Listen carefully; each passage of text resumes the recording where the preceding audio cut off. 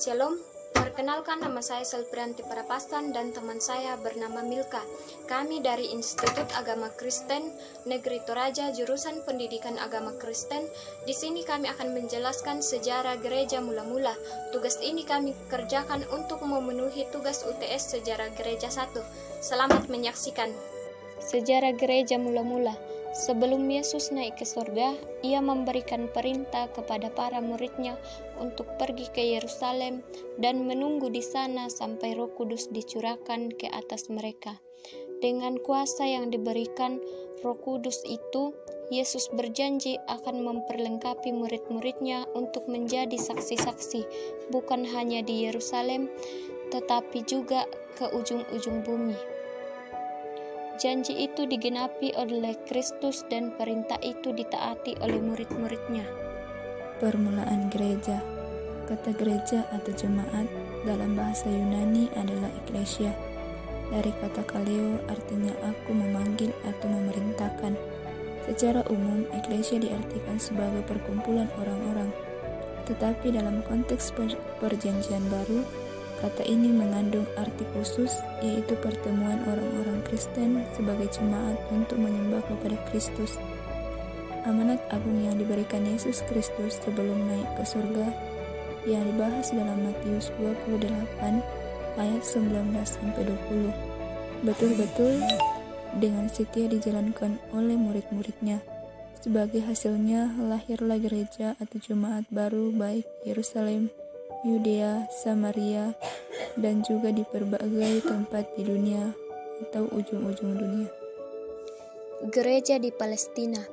Gereja pertama lahir di Yerusalem. Petrus dan beberapa murid Tuhan Yesus yang lain membawa Injil ke Yudea. Filipus dan murid-murid yang lain pergi ke Samaria dan sekitarnya. Gereja di luar Palestina diantaranya yaitu Petrus membawa Injil ke Roma yang dibahas dalam Roma 16 ayat 20-24. Yang kedua, Paulus ke Asia Kecil dan Eropa yang diceritakan dalam Kisah Para Rasul 10 ayat 28. Yang ketiga, Apolos ke Mesir yang terdapat dalam Kisah Para Rasul 18. Yang keempat, Filipus ke Ethiopia yang diceritakan dalam Kisah Para Rasul 8. Sebelum tahun 100 Masehi, Injil sudah tersebar di Syria, Persia, dan Afrika yang terdapat dalam Kisah Para Rasul 9. Yang terakhir, lalu ke ujung-ujung bumi, yaitu Syria, Persia, Gaul, Afrika Utara, Asia, dan Eropa. Pertumbuhan dan tantangan. Gereja atau jemaat yang baru berdiri mengalami pertumbuhan yang luar biasa. Kuasa Roh Kudus sangat nyata hadir di tengah jemaat. Namun demikian, tantangan dan kesulitan juga mewarnai pertumbuhan jemaat mula-mula itu. Tapi luar biasa, justru karena keadaan yang sulit itu, gereja semakin berkembang.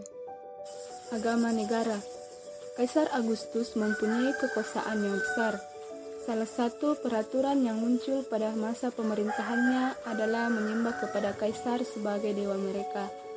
Walaupun mereka masih diizinkan melakukan penyembahan kepada dewa-dewa atau kepercayaan asal mereka sendiri.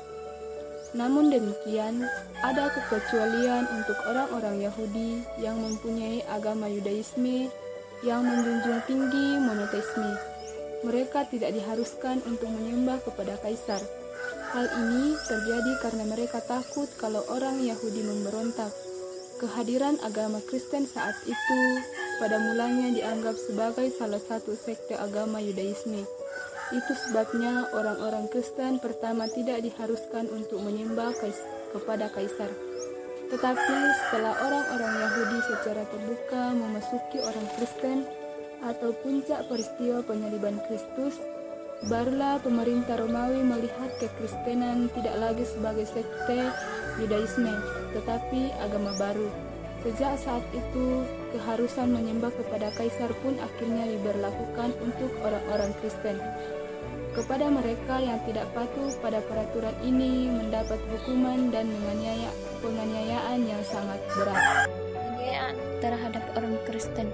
Salah satu bukti kesetiaan orang Kristen kepada Kristus ditunjukkan dengan setia menjalankan pengajaran Alkitab dan menolak melakukan hal-hal yang bertentangan dengan ajaran Alkitab. Karena sebab itulah orang-orang Kristen sering harus membayar harga yang mahal demi kepercayaan mereka kepada Kristus. Beberapa penyebab penganiayaan. Yang pertama, karena orang Kristen menolak untuk menyembah kaisar.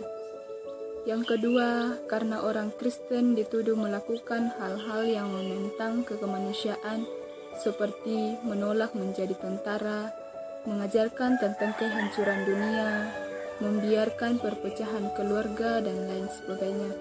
Yang ketiga, karena orang Kristen dituduh mempraktikkan immoralitas dan kanibalisme, misalnya melakukan ciuman kudus, bermabuk-mabukan, dosa inses, makan darah, dan daging manusia. Hasil dari penganiayaan. Memang ada banyak orang Kristen yang mati dalam penganiayaan dan pembunuhan. Namun demikian, jumlah orang Kristen tidak semakin berkurang, malah semakin bertambah banyak.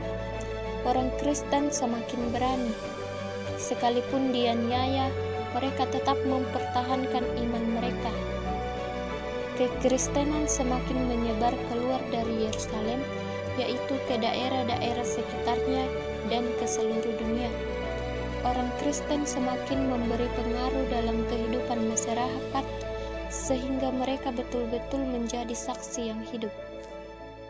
Terima kasih telah menyaksikan video kami. Semoga dapat bermanfaat bagi kita semua. Sekian dan terima kasih. Tuhan Yesus memberkati.